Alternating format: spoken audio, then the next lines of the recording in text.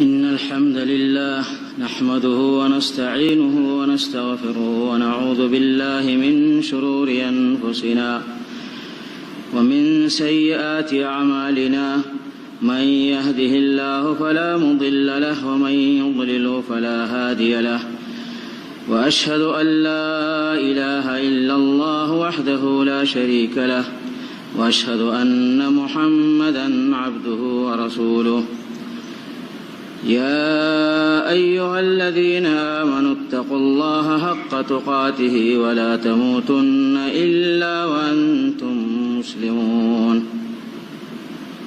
يا أيها الناس اعبدوا ربكم الذي خلقكم والذين من قبلكم لعلكم تتقون يا أيها الناس اعبدوا ربكم الذي خلقكم والذين من قبلكم لعلكم تتقون يا أيها الذين آمنوا اتقوا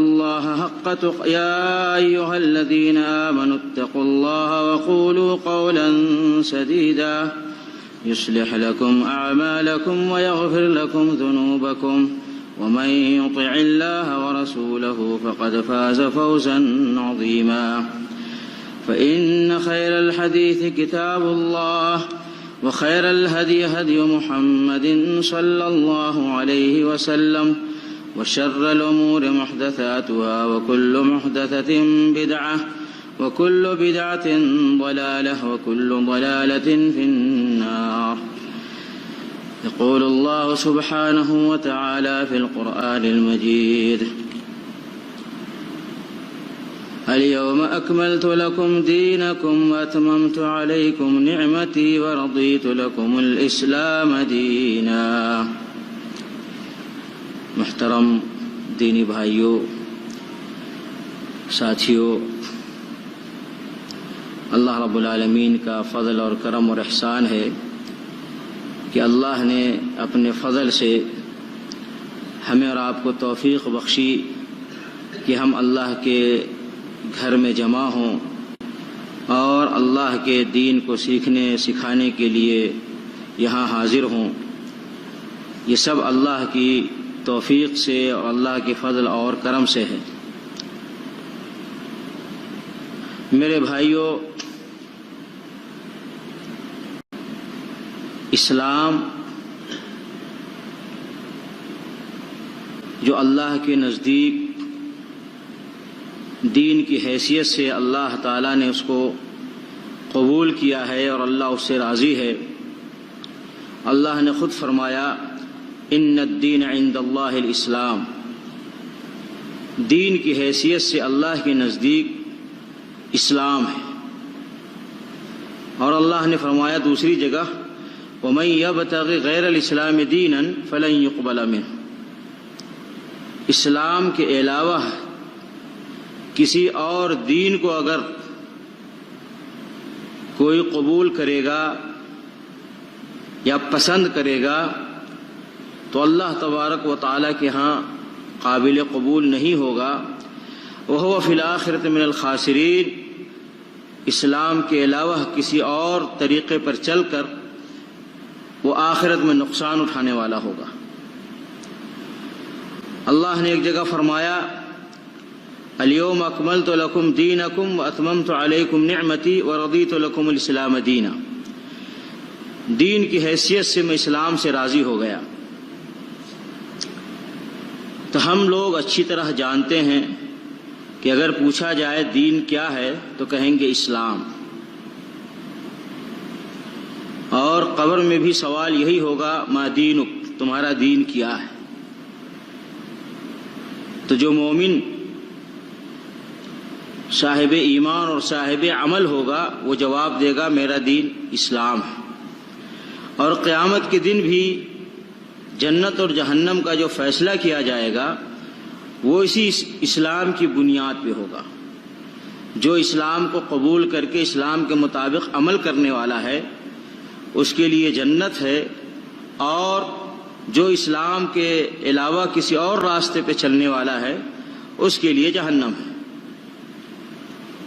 اب یہ ہم سب جانتے ہیں کہ ہمارا دین اسلام ہے، جو اس کو مانتا ہے وہ بھی جانتا ہے کہ اسلام ہمارا دین ہے، اور جو اس پر عمل کرتا ہے وہ بھی کہتا ہے کہ اسلام ہمارا دین ہے، اور جو صرف دعویٰ کرتا ہے اور اسلام کے خلاف چلتا ہے وہ بھی کہتا ہے کہ اسلام ہمارا دین ہے، دین اسلام ہی ہمارا دین ہے، سب جانتے ہیں۔ لیکن اس میں بہت کم مسلمان ہیں کہ وہ اسلام کو دین کی حیثیت سے کیوں انہوں نے قبول کیا ہے، اسلام کو دین کی حیثیت سے انہوں نے کیوں قبول کیا ہے، کس بنیاد پہ، کیوں انہوں نے اسلام کو قبول کیا، کیوں وہ اسلام کو اپنا دین سمجھتے ہیں، یہ بہت کم مسلمان جانتے ہیں۔ اگر پوچھا جائے آپ مسلمان کیوں ہیں تو ممکن ہے اس کا جواب یہ دیں، اور دیتے بھی ہیں لوگ، بلکہ بہت سارے لوگ کہتے ہیں جی اللہ کا شکر ہے ہم مسلمان کے گھر میں پیدا ہوئے۔ اللہ کا شکر ہے مسلمان کے گھر میں پیدا ہوئے اتنا کافی نہیں ہے، ہمیں اللہ کا شکر ادا کرنا ہے، لیکن اصل یہ دیکھنا ہے کہ جس اسلام کو ہم دین کی حیثیت سے ہم نے قبول کیا ہے، کیا اس اسلام کو ہم جانتے ہیں، اس اسلام کی اچھائیاں، اس اسلام کی خوبیاں، اس کی خوبصورتی سے ہم واقف ہیں، یہ ہے اصل۔ ورنہ ماں باپ کے گھر میں ہندو پیدا ہوا تو وہ کہتا میں ہندو ہوں، کرسچن پیدا ہوا کہتا میں کرسچن ہوں، مسلمان پیدا ہوا کہ مسلمان ہوں، نہ کرسچن جانتا ہے کہ میں کرسچن کیوں ہوں، نہ ہندو جانتا ہے میں ہندو کیوں ہوں، نہ مسلمان جانتا ہے میں مسلمان کیوں ہوں۔ فائدہ کیا اس کا؟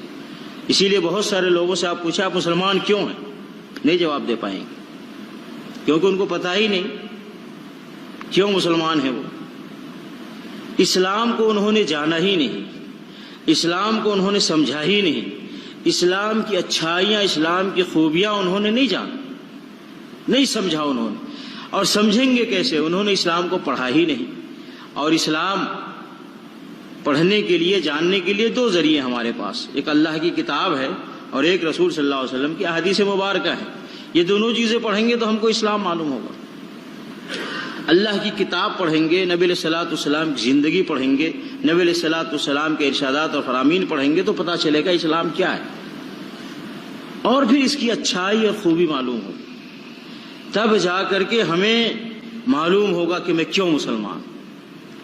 اور اگر سامنے والا کوئی آ کر کے دعوت دے کہ آپ ہمارے دھرم میں آ جاؤ، ہمارے دین میں آ جاؤ اور ہمارے پارٹی میں آ جاؤ، تو آپ اس کو سمجھا سکتے ہیں، اپنے آپ کو بچانے کے لیے بھی اور اس کو اسلام کی طرف لانے کے لیے بھی۔ جب علم ہوگا تب، جب معلوم ہوگا جب۔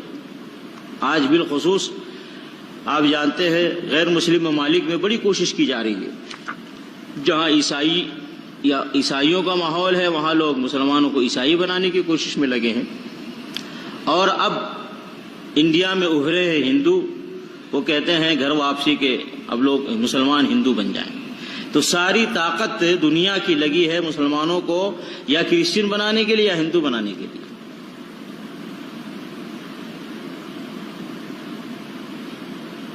تو اب وہ مسلمان جو اسلام کی اچھائی اور خوبی جانتا ہے، نہ وہ کرسچن میں جائے گا، نہ وہ کسی اور دھرم میں جائے گا، بلکہ وہ سامنے والے کو اسلام کی خوبیاں، اچھائیاں بتا کر وہ اسلام میں لانے کی کوشش کرے گا۔ لیکن یہ ہوگا کب؟ جو وہ اسلام خود جانے گا، وہ اسلام کی اچھائیاں خود پہچانے گا۔ نہیں جانتے، 90% مسلمان نہیں جانتے۔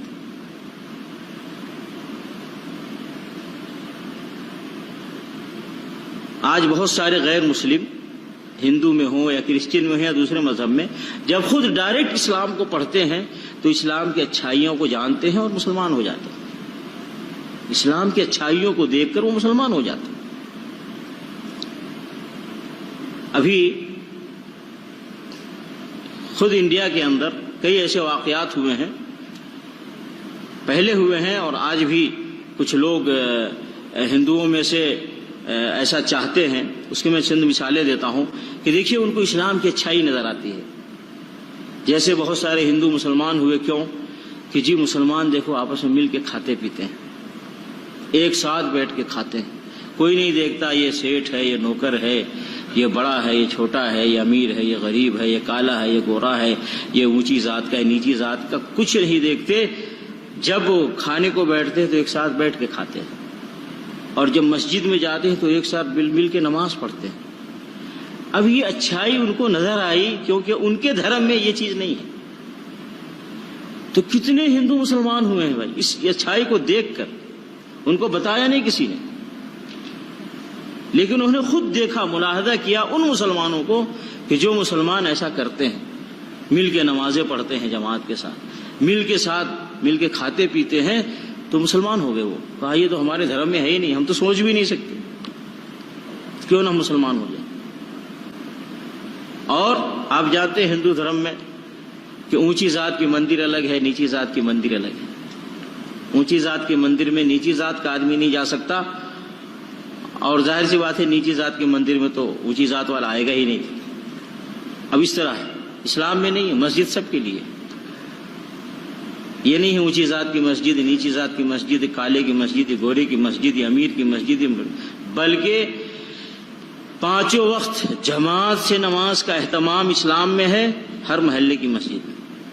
پھر جامع مسجد جمعہ کی نماز کا اہتمام ہے. پھر سال میں ایک بار عیدگاہ میں کھلے میدان میں مل کر کے عید اور بقرعید کی نماز پڑھنے کا اہتمام ہے. پھر پوری دنیا کے مسلمان ایک جگہ اکٹھے ہو کر مکۃ المکرمہ میں آتے ہیں اور مل کر کے سارے ہی اللہ کے گھر کا طواف کرتے ہیں، مل کر کے سارے حج کرتے ہیں. مینا میں ایک ساتھ ہیں، عرفہ میں ایک ساتھ ہیں، مزدلفہ میں ایک ساتھ ہیں. سب کو ایک ہی وقت میں کام کرنا ہے، ایک ہی طریقے پہ کرنا ہے، ایک ہی لباس پہننا ہے. نہ سمجھ میں نہ آئے کہ یہ کون ہے، لگے سارے برابر. تو ان سب چیزوں کو دیکھ کر یہ کچھ جھلکیاں دیکھ کر بہت سارے غیر مسلم مسلمان ہوتے ہیں. تو اسلام کی بڑی اچھائیاں ہیں میرے بھائی، بڑی خوبیاں. آج کے دور میں زیادہ سے زیادہ ہمیں اسلام کی اچھائیوں کو جاننے کی ضرورت ہے، تاکہ ہم خود اس اسلام پہ قائم رہیں. کہ آدمی کی جان تو جائے لیکن اسلام نہ جائے، اور جان جائے تو اسلام پہ جائے، اسلام کو چھوڑ کر کے نہیں. ایسے ہی ابھی کے ماحول میں ضرورت ہے کہ اسلام کی اچھائیوں کو لوگوں کے سامنے رکھا جائے. آج ساری دنیا کے لوگ پریشانی کی حالت میں ہیں، ساری دنیا پریشانی کا شکار ہے، تکلیف کا شکار ہے. امن نہیں ہے، چین نہیں، سکون نہیں ہے. ملک ہو، شہر ہو، محلے ہوں، گھر میں ہو، باہر ہو، ہر جگہ پریشانی ہے. امیر بھی پریشان ہے، غریب بھی پریشان ہے، حاکم بھی پریشان ہے، اور حاکم کے انڈر میں رہنے والے پریشان ہیں. اس لیے کہ ان کو کوئی ایسا سسٹم نہیں مل رہا ہے کہ جس سسٹم کی وجہ سے سارے لوگ اطمینان و سکون کی زندگی گزاریں. لیکن وہ سسٹم سارا اسلام میں موجود ہے. اگر آدمی اسلام کو قانون سمجھ کر کے اپنے ملک کا قانون بنا لے، پھر دیکھو ملک کتنا امن و شانتی کا گہوارہ بن جائے. جب میرے پاس کچھ سیاسی لوگ آتے ہیں تو میں یہی کہتا ہوں، سیاسی لوگ آتے ہیں جو سیاست میں تعلق ہے یا اسمبلی میں ان کا تعلق ہے یا منسٹر ہے، میں کہتا ہوں دیکھو ابھی حکومت کو یہ بتانے کی ضرورت ہے، آپ چاہتے ہیں ملک امن اور شانتی سے رہے، آپ چاہتے ہیں سارے لوگ اطمینان و سکون کی زندگی گزاریں، اور حکومت ان مجرموں کو دیکھ کر کے پریشان نہ ہو کہ ہم کیسے ان مجرموں کو ختم کریں. تو ان سارے لوگوں کا علاج یہ ہے کہ اسلام کا قانون نافذ کر دیں. اسلام سمجھ کے نہ کریں، ملک کا قانون سمجھ کے اس کو نافذ کر دیں. یہ نہ کہے گا میں نے اسلام نافذ کیا ہے. بھائی اب سے ہمارے ملک کا یہ قانون ہوگا، چور ہوگا اس کا ہاتھ کاٹا جائے گا، کسی نے کسی کا مرڈر کیا اس کا گردن کاٹ دیا جائے گا، کسی نے کسی عورت کے ساتھ بدکاری کی اس کو کوڑے لگائے جائیں گے، شادی شدہ ہے اس کو سنسار کیا جائے گا. تو اس طرح کا قانون اسلام کا قانون ہو، لیکن اس کو اسلام کا قانون سمجھ کے نہ نافذ کیا جائے، ملک کا قانون سمجھ کے. جیسے آج کل کیا ہے، انڈیا پاکستان چاروں ممالک میں انگریزوں کا قانون چل رہا ہے. انگریزوں کا قانون ہے، سارا سسٹم انگریزوں کا ہے، کافروں کا بنایا ہوا ہے۔ تو انسانوں کے اوپر انسان کا بنایا ہوا قانون کامیاب نہیں ہوگا۔ انسانوں کے اوپر جو قانون کام کرے گا یا کامیاب ہوگا اللہ رب العالمین۔ اللہ بہتر جانتا ہے کہ اس ملک کو کیسے صحیح طریقے سے چلانا ہے، تو اللہ نے اسے سسٹم دے دیا۔ اور مجرب اسلام کا قانون مجرب قانون ہے۔ امام کائنات محمد رسول اللہ صلی اللہ علیہ وسلم نے پورے قانون کو اس سرزمین پہ نافذ کیا، اس کے بعد ابو بکر صدیق نے نافذ کیا، اس کے بعد عمر فاروق نے نافذ کیا، اس کے بعد عثمان اور علی رضی اللہ عنہم اجمعین نے نافذ کیا۔ ساری دنیا غیر مسلم بھی جانتے ہیں کہ جب تک اسلام کا قانون سرزمین پہ رہا سارے اطمینان و سکون سے رہے، کسی کو کوئی تکلیف نہیں، کسی کو کوئی پریشانی نہیں۔ عمر فاروق رضی اللہ تعالیٰ عنہ کا عدل اور انصاف مشہور ہے، عدل و انصاف۔ غیر مسلم بھی، ہندوستان میں گاندھی نے کہا تھا کہ اگر ملک کو صحیح طریقے سے چلانا ہے تو عمر کی طرح حکومت چلاؤ، حکومت کرو، جیسے عمر نے حکومت کیا تھا ویسے حکومت کرو تو تمہاری حکومت صحیح چلے گی۔ سب جانتے ہیں۔ تو اسلام میں بڑی اچھائیاں ہیں، بڑی خوبیاں ہیں، اس کو ہمیں جاننے کی بھی ضرورت ہے، اس کو اپنانے کی بھی ضرورت ہے، اور وقت آئے تو لوگوں کو بتانے کی ضرورت ہے، بتانے کی ضرورت ہے۔ میں بھی بنگلور گیا تھا ایک ہفتہ پہلے، وہاں ایک شادی خانے میں پروگرام تھا، رکھا تھا شادی خانے والے نے، تو اس میں مسلمان غیر مسلم سب آئے تھے۔ تو میں نے ان سے پوچھا کیا ٹاپک وہاں مناسب رہے گا، کہا اسلام کی اچھائیاں بیان کیجیے۔ تو اللہ کی توفیق سے میں نے بیان کیا۔ تو الحمدللہ بیان کے بعد ایک آدمی آیا، کہا میں نے ہی سوچا تھا کہ اتنا اچھے ٹاپک پہ اتنا اچھا بیان ہوگا، ورنہ اس کو جو مقامی زبان ہے کرناٹک کی کنڑی زبان ہے، کہا کنڑی زبان میں اس کا ٹرانسلیٹ ہونا چاہیے تھا۔ کیوں کہ مسلمان تو چلو سمجھ جاتے ہیں اردو، لیکن سارے غیر مسلم اردو نہیں سمجھتے ہیں۔ یہاں غیر مسلموں کو بتانے کی ضرورت تھی جو کچھ بھی آپ نے بتایا ہے۔ کتنی اچھی تعلیمات ہے اسلام کی، کتنے اچھا پیغام ہے اسلام کا، کتنی اچھائیاں ہیں اسلام کے اندر۔ بہت افسوس کر رہے تھے وہ، کہا مجھے نہیں پتا تھا، ورنہ میں خود آ کر کے کھڑا ہوتا اور میں کنڑی زبان میں اس کا ترجمہ کرتا۔ تو یقین مانیے ہم جب پڑھتے ہیں اسلام کی اچھائیاں اور خوبیاں اور پھر اس کو اپنے اوپر لاگو کرتے ہیں، اپنے اندر اس کو نافذ کرتے ہیں، تو خود اطمینان اور سکون کی زندگی نصیب ہوتی ہے، اور پلس ایسا لگتا ہے کہ دنیا کے سارے رحم و کرم کے محتاج ہیں، اور ان پر رحم و کرم کیا جائے اسلام کے ذریعے سے، اسلامی تعلیمات کے ذریعے سے۔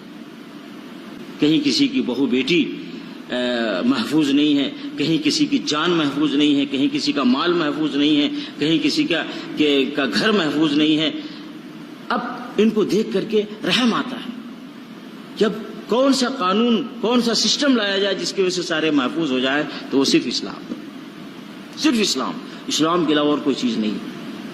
آپ لوگ جانتے ہیں کہ کئی سال پہلے انڈیا میں ایک عورت کے ساتھ بدکاری کی گئی، اس کو پھینک دیا گیا، بڑا ہنگامہ ہوا پورے ہندوستان میں، بڑا ہنگامہ ہوا۔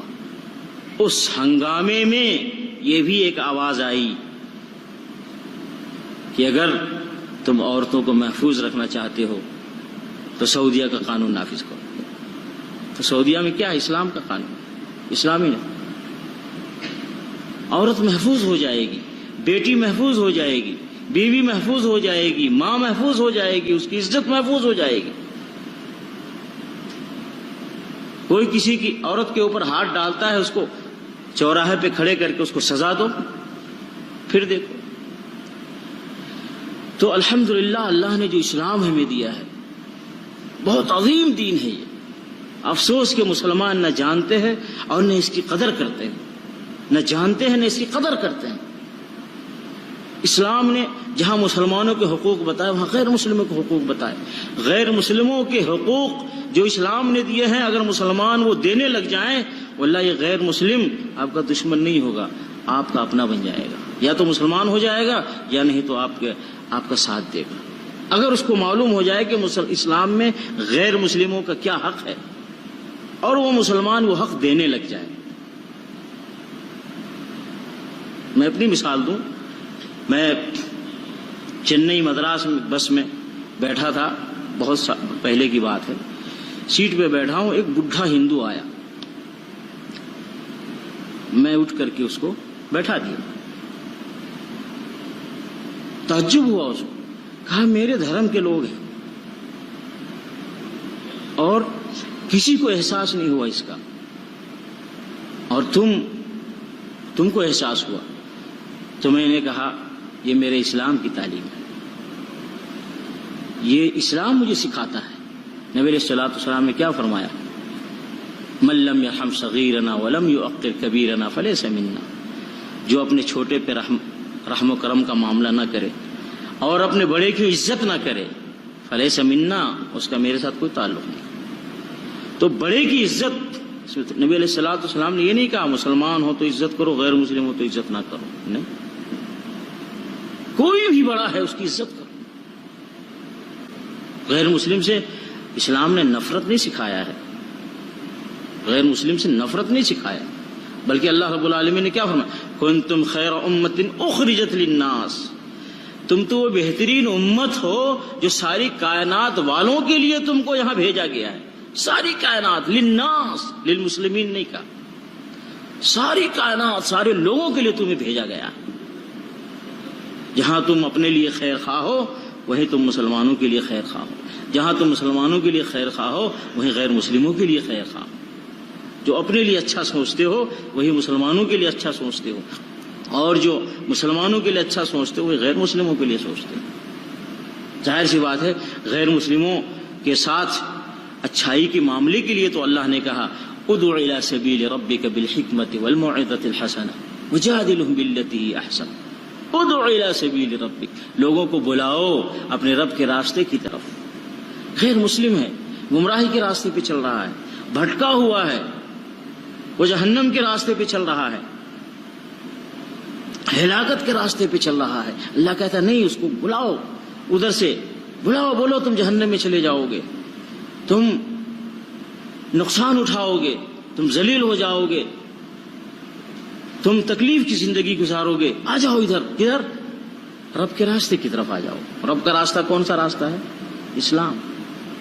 ادع الی سبیل ربک، اپنے رب کے راستے کی طرف لوگوں کو بلاؤ، بالحکمہ، حکمت کے ساتھ، والموعظۃ الحسنہ، اچھی نصیحت کے ساتھ، وجادلہم باللتی ہی احسن، اور اس کے ساتھ جدال اچھے طریقے سے کرو، اچھے طریقے سے جدال کرو اس کے ساتھ۔ یعنی یہ نہیں کہ مسلمان ہو جا نہیں تو تیری گردن اڑا دوں گا، نہیں ہے ایسا،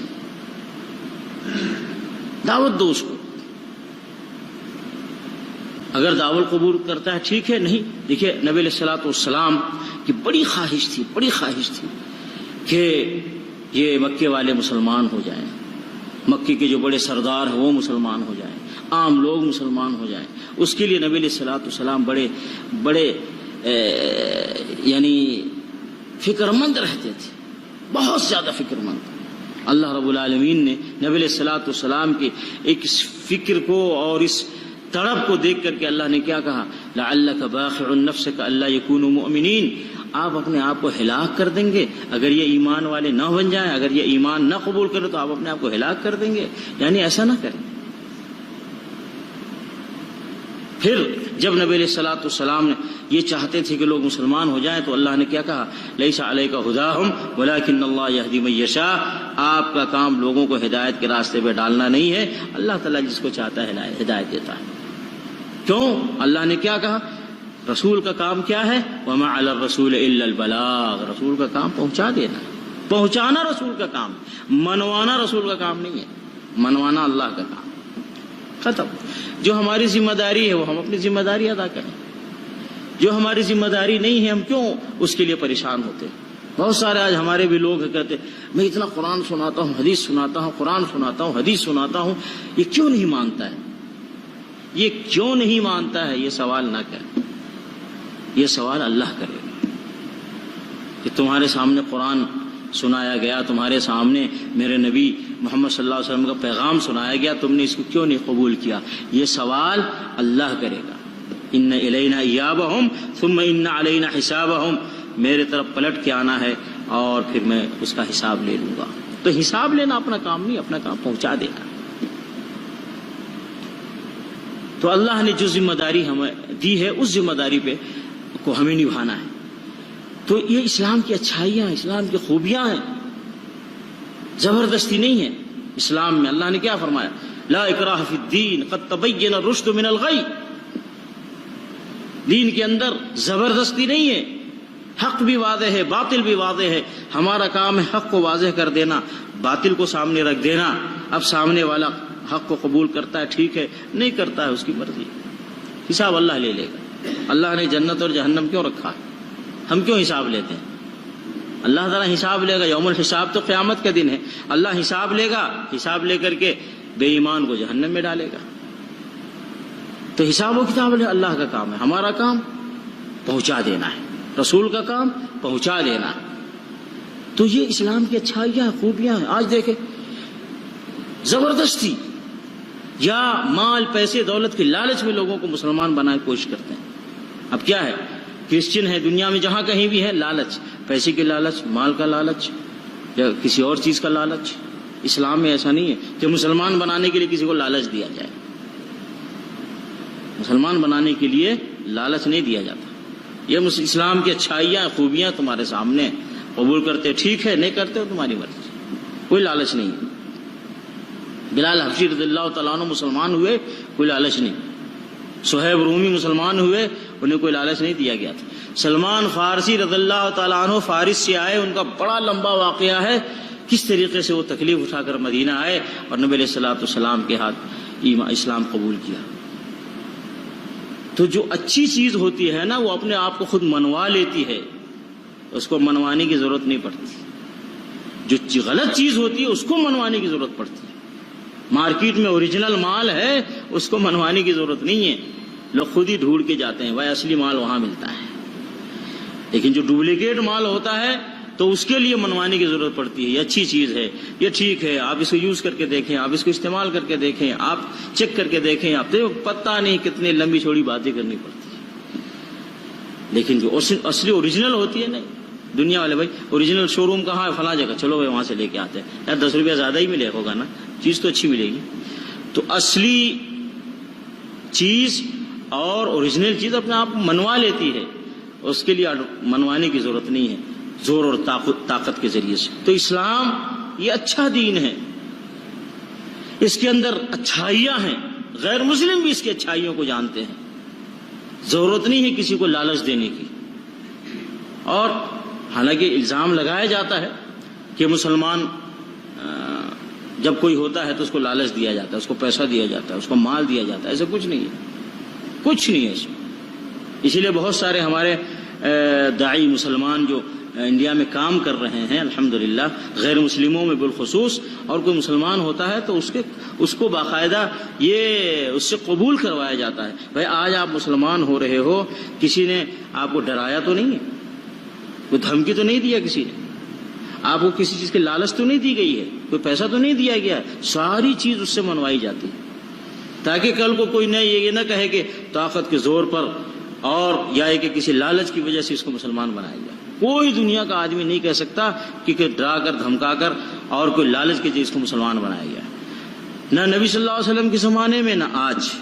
اور اگر کوئی ایسا کرتا ہے تو اسلام کی نظر میں وہ مسلمان غلط ہے، جو کسی کو لالچ دے کر مسلمان بنائے یا کسی کو طاقت اور ڈرا دھمکا کر کے مسلمان بنائے۔ اسلام کا اصول ضابطہ نہیں ہے، اسلام خود اچھا دین ہے۔ ایسے ہی جتنا ہی زیادہ اس کو روکا جا رہا ہے، جیسے اللہ نے فرمایا یریدون لیطفئوا نور اللہ بافواہہم واللہ متم نورہ، لوگ چاہتے ہیں کہ اس اسلام کے چراغ کو اپنے پھونکوں سے بجھا دیں، اللہ رب العالمین اس کی روشنی، اسلام کی روشنی کو باقی رکھے گا، چاہے اس کو کافر پسند کرے یا ناپسند کرے۔ اسلام کا چراغ بجھنے والا نہیں ہے، یہ باقی رہنے والا، یہ ایک روشنی ہے، اور اس روشنی کو سب کو ضرورت ہے۔ تو اسلام کے اندر جو اچھائیاں ہیں، جو خوبیاں ہیں، دیکھیے میں چند خوبیاں آپ کو بتلاؤں۔ 5 چیزیں ہیں جس کو ہر انسان چاہتا ہے کہ اس کی 5 چیزیں محفوظ رہیں۔ اس کا دین، تو اسلام میں دین کی حفاظت کی گارنٹی ہے، دین کی حفاظت کی. کسی اور ملک میں یا کسی اور دھرم میں اس کی گارنٹی نہیں، اسلام میں ہے. کیا آپ مسلمان ہیں، آپ مسلمان بن کر کے رہیں. لیکن مسلمان ملک میں، مسلمان کنٹری میں کوئی غیر مسلم ہے، اس کو اپنے دین پر قائم رہنے کی اجازت ہے، اجازت ہے. نہیں کہا جائے گا اس کو تم مسلمان ملک میں ہو یا مسلمان بن کے رہو، یا اگر مسلمان بن کے نہیں رہے تو نکل جاؤ، یہ نہیں کہا جاتا. مسلمان ملک میں غیر مسلم اپنے دین پر قائم رہ سکتا ہے. اس کو ڈرا کر، دھمکا کر اور طاقت کے زور پر اس کو نہ ملک میں رکھا جائے گا، نہ اس کو نکالا جائے گا. باقی دوسری چیز میں نہیں ہے. یہ خوبی، اچھائی. تو دین کی حفاظت اس اسلام کے اندر ہے. دین محفوظ ہے اسلام میں. اسی لیے اگر مسلم کنٹری میں اگر کوئی عبادت گاہ ہے، عیسائیوں کا عبادت گاہ ہے، یہودیوں کا عبادت گاہ ہے، کوئی عبادت گاہ ہے، اس کو گرانے کا، توڑنے کا حکم نہیں ہے زبردستی، کیونکہ وہ ان کی عبادت گاہیں ہیں. جس طرح وہ اپنے دین اور دھرم پہ رہ سکتے ہیں، اسی طریقے سے اپنے دین دھرم عبادت بھی کر سکتے ہیں. نہیں گرا سکتے زور سے اور طاقت سے. اگر کوئی ایسا کرتا ہے تو غلط کرتا ہے. تو اسلام ہی کے اندر، اسلام ہی کی یہ خوبی ہے کہ ایک مسلمان ملک میں، مسلم کنٹری میں، جہاں مسلمان اپنے اسلام پہ قائم ہے، وہی غیر مسلم بھی اگر مسلمان نہیں ہوتا اپنے ہی دین دھرم پہ رہے. تو یہ گارنٹی ہے اسلام کے اندر. اللہ رب العالمین نے تو یہاں تک کہا لا تسبوا الذین یدعون من دون اللہ فیسبوا اللہ عدوا بغیر علم. جو اللہ کے علاوہ کسی اور کی عبادت کرتے ہیں ان کو تم گالی مت دو. لا تسبوا، گالی مت دو. جو آپ غیروں کی عبادت کرتے ہیں،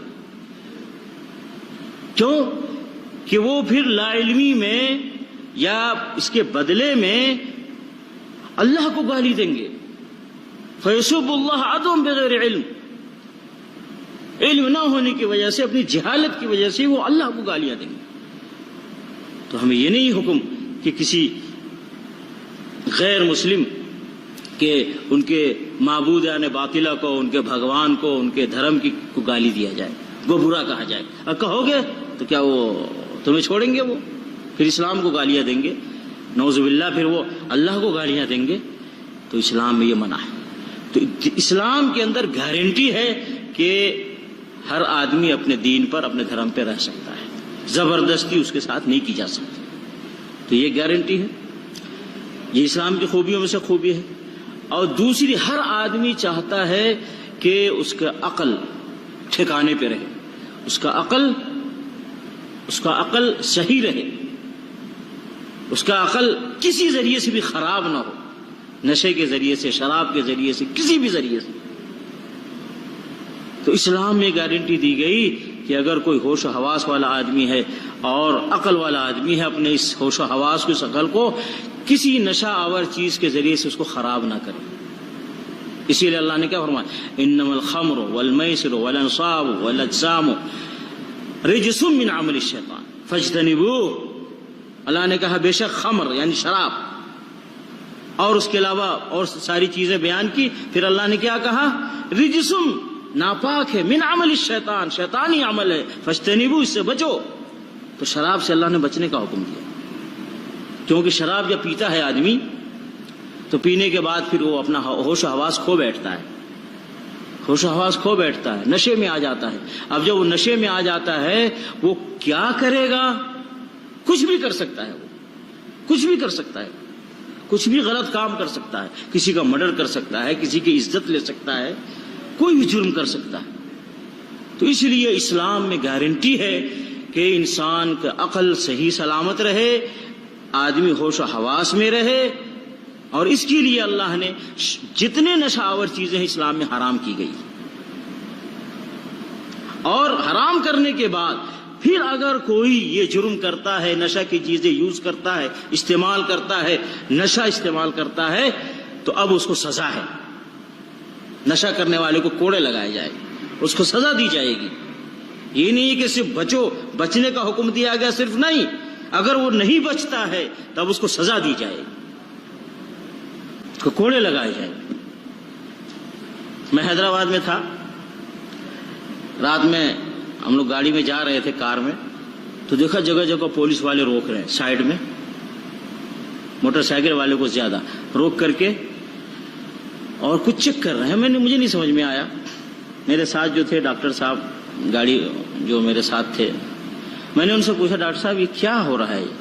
کہا یہ پولیس والے چیک کر رہے ہیں کہ یہ کہیں شراب پی کے یا نشہ میں تو گاڑی نہیں چلا رہا ہے، تو اگر کوئی گاڑی نشے کی حالت میں چلاتا ہے تو اس کو پکڑتے ہیں پولیس۔ میں نے کہا ماشاءاللہ، عجیب سی بات، شراب کی دکانیں کھلی ہوئی اور یہاں پہ چیک کیا جا رہا ہے۔ شراب کی دکان پہلے بند کرو، اور پھر اگر اس کے بعد وہ پیتا ہے کوئی نشہ آور چیز اور راستے میں آتا ہے تو پھر اس کو سزا دو۔ تو اسلام ہی کی یہ خوبی ہے کہ جہاں اسلام نے یہ کہا کہ یہ نشہ کی چیزیں نہ استعمال کرو، وہیں اللہ نے کہا کہ اگر کسی نے نشہ آور چیز استعمال کی تو اس کو سزا دی جائے گی۔ تو اسلام کی ہی خوبیوں میں سے خوبی ہے کہ انسانی عقل، ذہن، دماغ کی حفاظت، عقل کی حفاظت کی گارنٹی اسلام میں، باقی کہیں نہیں ہے۔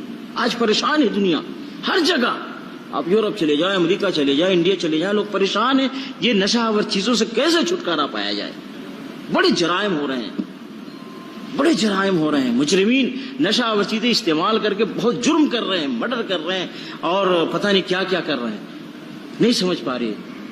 لیکن وہی اسلام کے حکم کو لے لیں، مسئلہ ختم ہو جائے گا، ختم ہو جائے گا مسئلہ۔ ایک طرف اس طرح کی غلط چیزوں کو مارکیٹ میں نہ ہو، اور پھر اس کے بعد اگر کوئی استعمال کرتا ہے نشے کی چیزوں کو تو اس کو سزا دیا جائے، دیکھو ختم ہو جائے۔ تو یہ گارنٹی اسلام میں ہے کہ آدمی کی عقل اور اس کا ہوش و حواس صحیح رہے، یہ اسلام میں ہی گارنٹی ہے، کہیں اور نہیں۔ تیسری گارنٹی ہے انسان کے مال کی، مال محفوظ رہے انسان کا، یہ صرف اسلام میں اس کی گارنٹی ہے، اسلام میں گارنٹی ہے۔ اللہ رب العالمین نے وَلَا تَأْكُلُوا أَمْوَالَكُمْ بَيْنَكُمْ بِالْبَاطِلِ، اللہ نے کہا آپس میں ایک دوسرے کا مال باطل طریقے سے، ناجائز طریقے سے مت کھاؤ، ناجائز طریقے سے، یہ نہیں کوئی طاقتور آدمی اگر کسی کا مال چھین لے اور کھا جائے، اللہ نے کہا یہ باطل طریقہ ہے۔ اور اللہ نے کہا کُلُوا مِن طَيِّبَاتِ مَا رَزَقْنَاكُمْ، جو ہم نے تمہیں رزق دیا ہے اچھی چیزیں اس کو کھاؤ۔ کسی کا مال چھین لینا ناحق طریقے سے یہ رزق اچھا رزق نہیں ہے، یہ برا رزق ہے، یہ حرام رزق ہے۔ تو اللہ رب العالمین نے پہلے یہ احکامات جاری کیے کہ آپس میں ایک دوسرے کا غلط طریقے سے مال نہ کھاؤ اور اچھی چیزیں کھاؤ۔ پھر اس کے بعد اللہ رب العالمین نے اب اگر کوئی ایسا کرتا ہے ناحق طریقے سے، ناجائز طریقے سے کسی کا مال کھاتا ہے، لوٹتا ہے کسی کے مال کو، ناحق کسی کے مال پہ ہاتھ ڈالتا ہے، تو اب اللہ رب العالمین اس کی سزا رکھی، السارق والسارقۃ فاقطعوا ایدیہما، عورت ہو یا مرد اگر چوری کرے اس کے ہاتھ کاٹ دو۔ پہلے تو حکم جاری کیا حرام طریقے سے مال مت کھاؤ، باطل طریقے سے آپس میں مال مت کھاؤ، جتنے بھی غلط طریقے ہیں مال کے حرام ہونے کے، ناجائز ہونے کے، وہ سارے طریقے کو اللہ نے حرام قرار دیا۔ اس میں لوگوں کا مال ناحق طریقے سے کھانا، چھین کر کے کھانا، لوٹ کر کے کھانا، ڈکیتی کر کے کھانا، چوری کر کے کھانا، کسی بھی طریقے سے سب حرام ہو گیا۔ اب اگر کسی نے چوری کی، ڈکیتی کی، تو اب اسلام کہتا ہے اس نے اس کے مال پہ ہاتھ ڈالا ہے، اب اس ہاتھ کو رہنے کا حق نہیں ہے۔ یہ اسلام میں گارنٹی ہے کہ مال محفوظ رہے گا۔ اور اس کی مثال آپ سعودی عرب میں دیکھ رہے ہیں، کیسے کیسے سونے کی دکانیں ہیں، بڑے بڑے شو روم ہیں، کھلے پڑے ہیں، کوئی ہاتھ ڈالنے والا نہیں ہے۔ کیوں؟ ہاتھ ڈال کر وہ اپنا ہاتھ تھوڑی کٹوانا چاہتا ہے۔ تو اسلام میں گارنٹی ہے آپ کا مال چاہتے ہیں محفوظ رہے، اسلام کی تعلیمات کو نافذ کیجئے، اسلام کی اچھائیوں کو آپ لائیے اپنے ملک کے اندر، دیکھیے آپ کا مال کیسے محفوظ رہتا ہے۔ اسی طریقے سے اسلام میں گارنٹی دی گئی کہ انسان کا جان محفوظ رہے گا، جان کی گارنٹی، جان کی گارنٹی۔ اللہ رب العالمین نے فرمایا وَلَا تَقْتُلُوا النَّفْسَ الَّتِي حَرَّمَ اللَّهُ إِلَّا بِالْحَقِّ، پہلے حکم نافذ کیا، ناحق کسی کو قتل مت کرو، ناحق کسی کو قتل مت کرو، اللہ نے کہا۔ اور اللہ رب العالمین نے اپنے خاص بندوں کی نشانی بتلائی اور کہا والذین لا یقتلون النفس التي حرم اللہ الا بالحق، ناحق کسی کا جان نہیں لیتے ہیں، نہیں جان لیتے ہیں مگر حق کی خاطر۔ جو اسلام نے جس کی جان لینے کا حکم دیا ہے اسی کی جان لیتے ہیں، ناحق کسی کا جان نہیں لیتے، یہ اللہ کے نیک اور خاص بندے ہیں۔ تو اسلام میں پہلے یہ حکم جاری کیا گیا کہ ناحق کسی کی جان مت لو، ناحق کسی کے جان پہ ہاتھ مت ڈالو، اور اپنے خاص بندے کی تعریف کی، کہا وہ میرے خاص بندے، وہ ناحق کسی کی جان نہیں لیتے۔ لیکن اگر کوئی مجرم ایسا ہے دنیا کے اندر جو لوگوں کے جان پہ ہاتھ ڈالتا ہے، تب اللہ رب العالمین نے فرما دیا وَلَكُمْ فِي الْقِصَاصِ حَيَاةٌ يَا أُولِي الْأَلْبَابِ، اے عقل مندو قصاص میں تمہارے لیے زندگی ہے۔ اور کہا النفس بالنفس، جان کے بدلے جان۔ اگر کسی نے کسی کا جان لیا ہے، اب اس کی جان دنیا میں رہنے کے قابل نہیں، تاکہ کسی اور کے اوپر ہاتھ نہ ڈالے، وہ دنیا سے گیا ہے، اب اس کو بھی دنیا میں رہنے کا حق نہیں ہے، جان کے بدلے جان، اس کا بھی سر قلم کر دیا جائے گا۔ یہ اسلام میں گارنٹی ہے، دنیا کے کسی قانون میں گارنٹی نہیں ہے۔ آج اتنے مرڈر ہو رہے ہیں، اتنے لوگوں کے جانیں جا رہی ہیں، چلتے پھرتے ٹرینوں میں، بسوں میں، راستوں میں، کوئی پوچھنے والا نہیں، آنسو بہانے والا بھی کوئی نہیں، تماشا دیکھ کر کے لوگ چلے جاتے ہیں، لیکن وہی اسلام کہتا ہے نہیں، اس جان لینے والے مجرم کو پکڑو، اور پکڑ کر کو اب اس جان کے بدلے اس کی جان لے لی جائے۔ تو گارنٹی اگر ہے کسی کی جان کی حفاظت کی تو اسی اسلام کے اندر، اسی اسلام کے اندر، کسی اور قانون میں نہیں۔ دائیں دنیا میں ہر جگہ لوگ پریشان ہیں، مرڈر ہو رہا ہے ہر جگہ۔ آپ جانتے ہیں یورپ امریکہ میں بھی قانون ہے کہ آپ رات کے اتنے بجے سے باہر نہیں نکل سکتے۔ کیوں؟ کہ مجرمین گھوم رہے ہیں، جان پر ہاتھ ڈالنے والے، مال پہ ہاتھ ڈالنے والے، عزت پہ ہاتھ ڈالنے والے، قانون ہے نہیں سنبھال پا رہے۔ لیکن وہی اسلام کا قانون لا کے دیکھ لو، پھر دیکھو کیسے آدمی اطمینان و سکون کی زندگی گزارتا ہے۔ دیکھو یہاں لوگ اپنی فیملی، اپنی بیوی، اپنے بچوں کو لے کر اندھیرے میں، سنسان سناٹے میں جا کے لوگ بیٹھتے ہیں، مرغی بھونتے ہیں اور کباب بناتے ہیں، کھاتے ہیں، پیتے ہیں، چلے آتے ہیں، کوئی ان کو کچھ، وہ سوچتے بھی نہیں ہے کہ ہمیں کوئی تکلیف دینے والا آئے گا۔ تو یہ اسلام کی اچھائیوں میں سے یہ ساری اچھائیاں ہیں کہ جان کی گارنٹی اسی اسلام میں، اور اسی طریقے سے عزت کی گارنٹی، عزت کی حفاظت کی گارنٹی اسی اسلام کے اندر ہے کہ آپ کی بیٹی محفوظ رہ سکتی ہے، آپ کی بہو محفوظ رہ سکتی ہے، آپ کے عورت محفوظ رہ سکتی ہے، آپ کی بیوی محفوظ رکھ سکتی ہے، کوئی اس کے اوپر ہاتھ نہیں ڈال سکتا۔ یہ صرف اسلام میں گارنٹی ہے۔ اس کے لیے اللہ رب العالمین نے سسٹم بنایا، میاں بیوی، عورت اور مرد کے تعلقات، فَانْكِحُوا أَيَامَ مِنْكُمْ، شادی کرو، نکاح کرو، نکاح کر کے عورت اور مرد ملو، اور نکاح بھی عورت اپنی مرضی سے نہیں کرے گی جب تک کہ اس کے ذمہ دار، اس کے باپ ہو، اس کے بھائی ہوں، جو بھی اس کے ذمہ دار ہیں شرعی طور سے، جب تک وہ راضی نہیں ہو اور اپنی رضامندی سے شادی نہیں کر سکتی۔ دیکھیے کس طریقے سے اسلام سسٹم بنا رہا ہے، کس طریقے سے، تاکہ عزت محفوظ رہے گھر کی، فیملی کی، خاندان کی۔ شادی کرو، اور شادی بھی عورت اپنے مرضی سے نہیں کر سکتی جب تک کہ اس کے ذمہ دار راضی نہ ہو۔ پھر نبی علیہ الصلوۃ والسلام نے فرمایا لڑکی ہے تو دین کو دیکھو، لڑکا ہے دین و اخلاق کو دیکھو، اور پھر اس کے بعد سسٹم بتایا نکاح کا، شادی کا، اور اس کے بعد پھر میاں بیوی کے تعلقات قائم ہوں گے، عورت اور مرد کے تعلقات قائم ہوں گے۔ ایسے کوئی کسی عورت پہ ہاتھ ڈال دے، کسی کی بیٹی پہ، کسی کی بہو پہ، کسی کے گھر کے عورت پہ ہاتھ ڈال دے اور اس کی عزت لوٹ لے، اسلام نے اس کو حرام قرار دیا اور اس کے لیے قانون بنائے۔ اور اللہ رب العالمین نے اگر کسی نے ایسا کیا، شادی کے بغیر، نکاح کے بغیر، اسلام نے جو تعلیمات دی اس کو سائڈ کر کے کسی اور طریقے سے اگر میاں بیوی کے تعلقات قائم ہوئے، وہ زنا کہلائے گا۔ اور اللہ رب العالمین نے حکم جاری کر دیا، الزانیۃ والزانی فاجلدوا کل واحد منہما 100 جلدہ۔ زانی عورت ہے، زانی مرد ہے، ان دونوں کو 100 کوڑے مارے جائیں گے، سزا دی جائے گی۔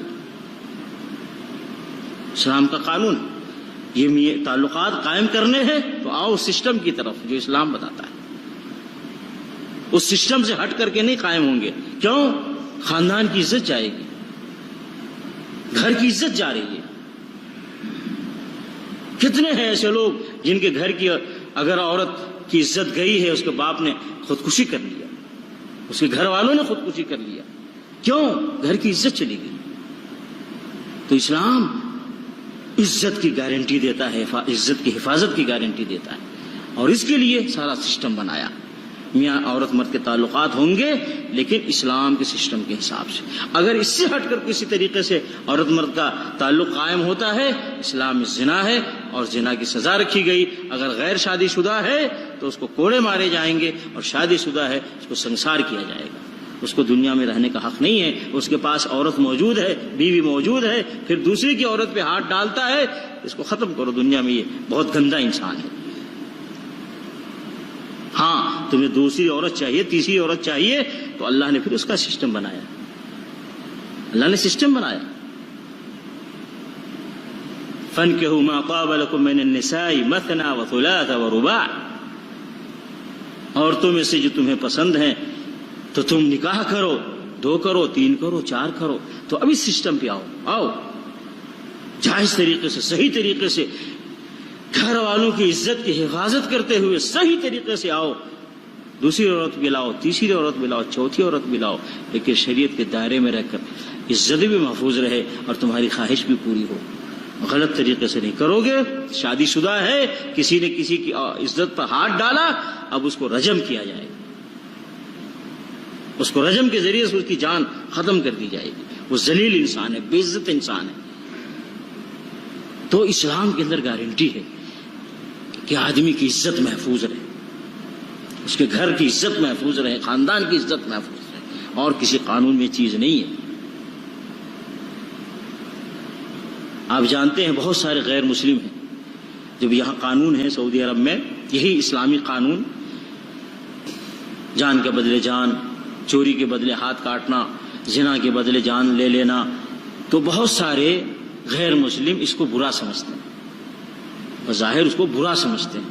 ہاں غلط ہو رہا ہے، اس کی ہاتھ چلی گئی، اس کی جان چلی گئی، اس کا یہ ہو گیا، وہ ہو گیا۔ لیکن جب اسی سے پوچھو اگر تیرے گھر میں کوئی ڈاکو آیا، کوئی چور آیا، تیرا مال لے کے چلا گیا، تو کیا کرے گا؟ کہے گا میں تو اس کو بوٹی بوٹی کر دوں گا۔ لیکن جب اب اس کے اوپر مصیبت آتی ہے تو بوٹی بوٹی کرنے کو تیار ہے۔ اسلام کہتا ہے نہیں، صرف ایک ٹکڑا کرو، اس کے جسم کے ایک حصے کو کاٹو۔ تم تو کئی حصہ کرنا چاہتے ہو، لیکن اسلام تو بس تھوڑا سا حصہ کاٹنے کو کہتا ہے۔ ایسے ہی جب کسی کا مرڈر ہوتا ہے، اسلام کہتا ہے کے بدلے جان کے بدلے جان، تو یہاں قانون نے کہا ہے سعودی عرب میں بہت غلط قانون ہے، کسی کا مرڈر ہو گیا اس آدمی کی جان لے لی جاتی ہے۔ ٹھیک ہے، اگر تیرے گھر میں تیرے باپ کی جان کسی نے لے لیا، تیری بیٹی کی جان کسی نے لے لیا، تیرے شوہر کی جان کسی نے لے لیا، تیرے داماد کی جان کسی نے لے لیا، تیرے گھر میں سے کسی کی جان کسی نے لے لیا، تو کیا کرے گا؟ تو اسے ٹکڑے ٹکڑے کرو۔ تو اسلام میں اس کو کہا گیا 2 ٹکڑے کیا جائے۔ تو ہر انسان، دیکھیے اسی لیے دین اسلام کو دین فطرت کہا جاتا ہے۔ کیا کہا جاتا ہے؟ دین فطرت۔ اسلامی قانون اور قانون کو اور سسٹم کو مسلمان اچھا کہتے ہیں، سمجھتے ہیں، لیکن ہر غیر مسلم جو فطرت کے اوپر ہے، جس کو اس کا دل اچھا کہتا ہے، جس کو اس کا دل برا کہتا ہے، تو اسلام میں جن چیزوں کو اچھا کہا گیا ہے وہ اس کو اچھا سمجھتا ہے، اسلام میں جس چیز کو برا کہا گیا ہے اس کو برا سمجھتا ہے۔ اس کی فطرت کی آواز ہے۔ جیسے اگر چوری کر لے تو کیا کریں گے، وہ کہے گا ٹکڑے ٹکڑے کر دوں گا، وہ اس کی فطرت کی آواز ہے۔ اس کا دل کہتا ہے میرے مال پہ ہاتھ کیوں ڈالے گا، یہ اگر ڈالے گا میں اس کو نہیں چھوڑوں گا۔ تو تمہارے فطرت کے مطابق ہی تو اسلام نے سزا رکھی ہے، تم جو چاہتے ہو وہی سزا اسلام نے رکھی ہے۔ تمہارے مال پہ ہاتھ ڈالے تو اس کے ہاتھ کاٹ دیے جائیں، تمہاری عزت پہ اگر کسی نے ہاتھ ڈالا تو اس کو سزا دی جائے، تمہارے جان پہ ہاتھ ڈالا تو اس کی جان لے لی جائے۔ تمہاری فطرت کی آواز ہے، تمہاری فطرت کے مطابق اسلام نے قانون بنایا ہے۔ جب غیر مسلموں کو آپ یہ ساری چیزیں بتلائیں، سمجھائیں، واللہ آپ تعجب کریں گے، وہ نہیں جانتے کہ واقعی میں اسلام میں ایسی تعلیمات ہیں، واقعی نہیں جانتے ہو۔ افسوس تو ہے مسلمان نہیں جانتے۔ ابھی اس وقت میں ہمیشہ پیغام دیتا ہوں، جب انڈیا سے لوگ آتے ہیں یا انڈیا لوگ جاتے ہیں، ہمارا چونکہ وہاں غیر مسلم زیادہ ہے، پوری دنیا میں یہ چیز ہونی چاہیے کہ اس وقت ضرورت ہے کہ اسلام کی اچھائیاں جگہ جگہ بیان کی جائیں، سڑکوں پہ، مسجدوں میں اور جلسوں میں اسلام کی اچھائیاں، خوبیاں۔ یہ غیر مسلم نہیں جانتے اسلام کی اچھائیاں، اسلام کی خوبیاں، اور ان کے کہا جائے غلط مسلمان کو مت دیکھو، صحیح اسلام کو دیکھو۔ جو مسلمان غلط ہے اسلام خود اس کو غلط کہتا ہے۔ غلط مسلمان کو غیر مسلم ہی غلط نہیں کہتا، اسلام بھی اس کو غلط کہتا ہے۔ بھائی بے نمازی کو اسلام میں اچھا سمجھا جاتا ہے؟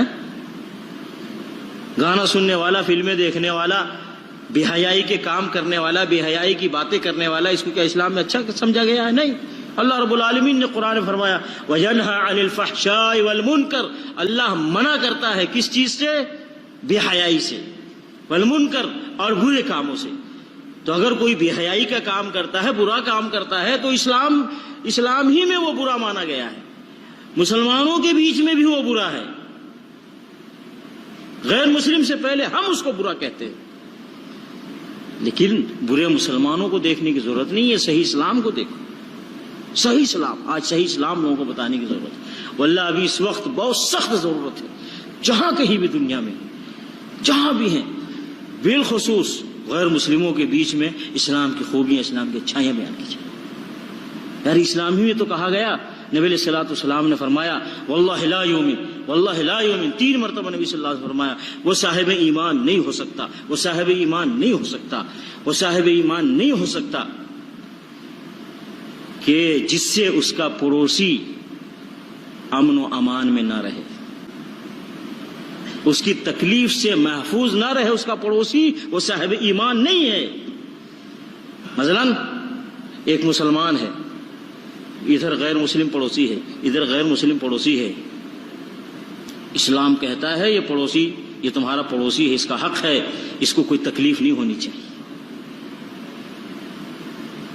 اس کو کوئی تکلیف نہیں ہونی چاہیے، اس کو کوئی تکلیف نہیں ہونی چاہیے، یہ اسلام کہتا ہے۔ مسلمان اگر تکلیف دے رہا ہے وہ برا گھٹیا مسلمان ہے، وہ برا مسلمان ہے۔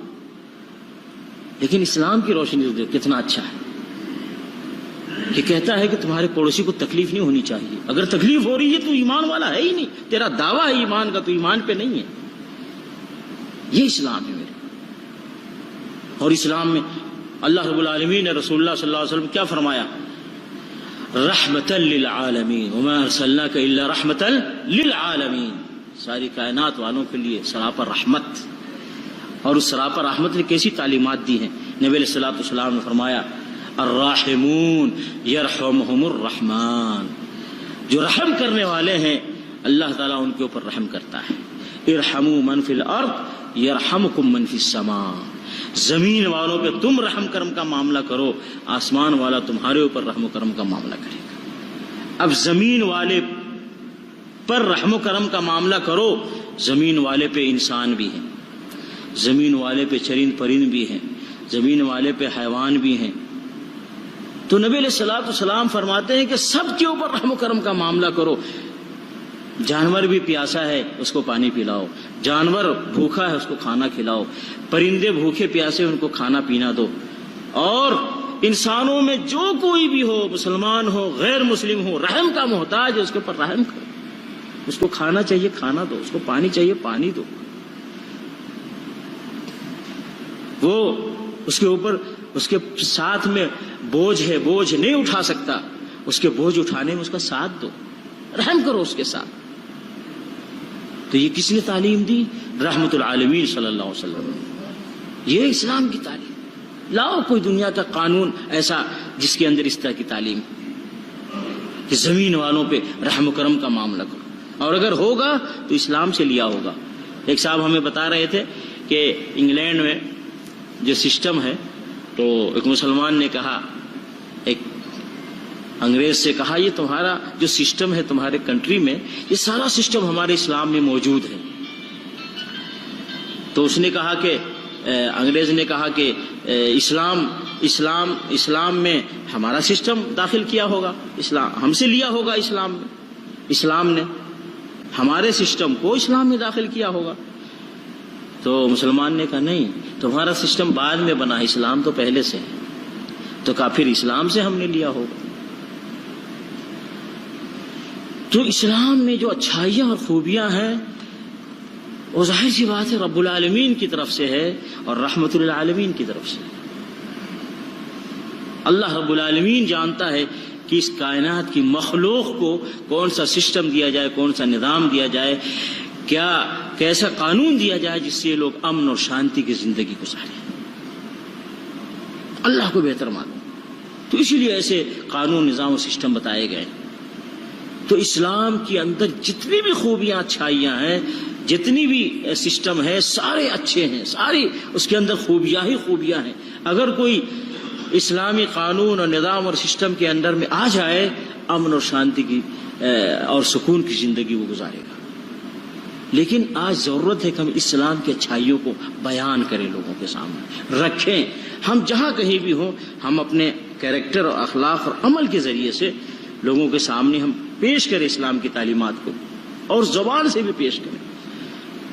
جہاں ہماری آواز پہنچتی ہے وہاں اپنی آواز کے ذریعے سے، جہاں ہمارے قلم سے ہم لکھ سکتے ہیں وہاں لکھ کر کے، اور جہاں عملی طور سے ہم کر سکتے ہیں عملی طور سے، بہرکیف اسلام کی اچھائیوں کو اجاگر کرنے کی ضرورت ہے، اسلام کی خوبیوں کو بیان کرنے کی ضرورت ہے۔